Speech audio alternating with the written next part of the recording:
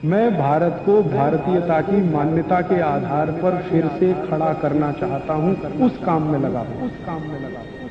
हमारे शरीर में वात पित्त कफ की स्थिति सम और असम होती रहती है। आप जानते हैं सुबह जो है ना वात ज्यादा होता है शरीर में, सुबह सुबह।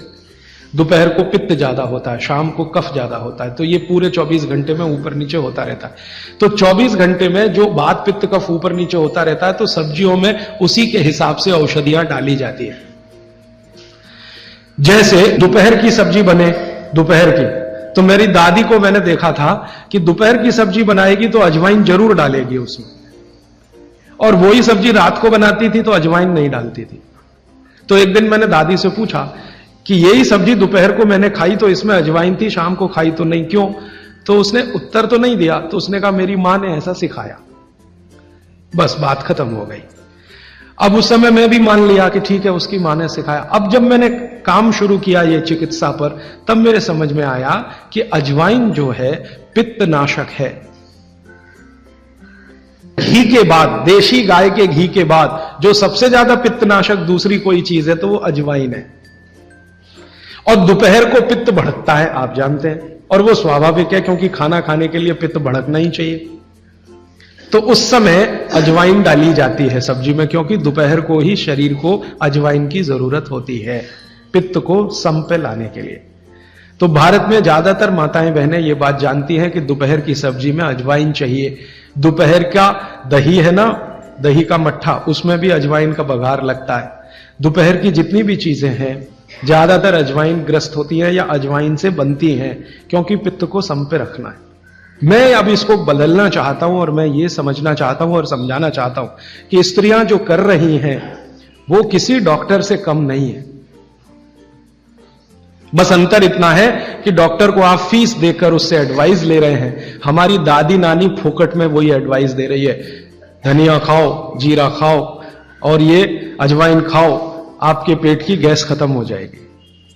और ये 3500 साल से वैसे का वैसा ही है। अजवाइन खाओ तो गैस खत्म होती ही है। कभी भी आप करके देख लो।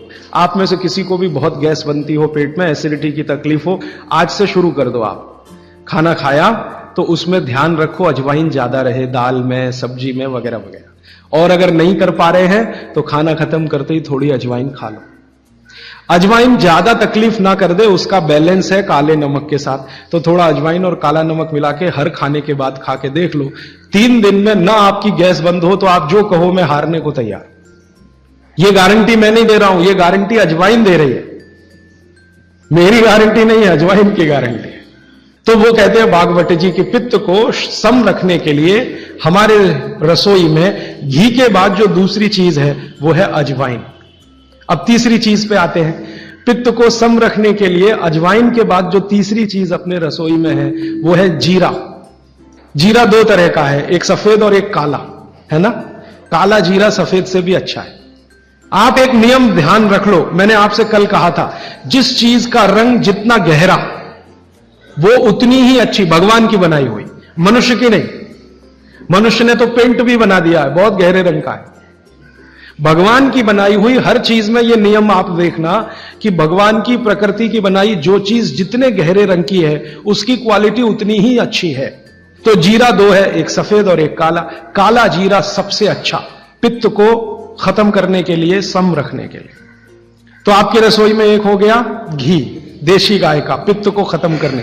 दूसरा हो गया अजवाइन। तीसरा हो गया जीरा। और एक चीज हींग। हींग तो आप सब समझते हैं ना। हींग, हींग भी भगवान की बनाई हुई है, आदमी ने नहीं बनाई। हींग के पहाड़ होते हैं, जैसे पत्थर के पहाड़ होते हैं ना, वैसे हींग के पहाड़ होते हैं। हींग वहीं से आती है।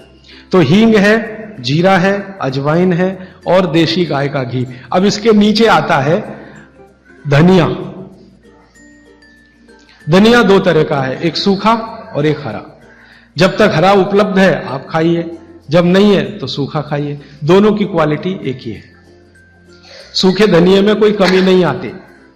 आपके मन में यह प्रश्न है ना, हरे पत्ते का धनिया में कुछ ज्यादा होगा, सूखे में कम, बिल्कुल नहीं है, दोनों में बराबर है। सूखने के बाद भी उसके गुणधर्म में कोई कमी नहीं। दोस्तों, सबसे पहले तो चैनल सब्सक्राइब करें, फिर लाइक, कमेंट और शेयर करें। और हाँ, हमारा एंड्रॉयड ऐप डाउनलोड करना ना भूलें।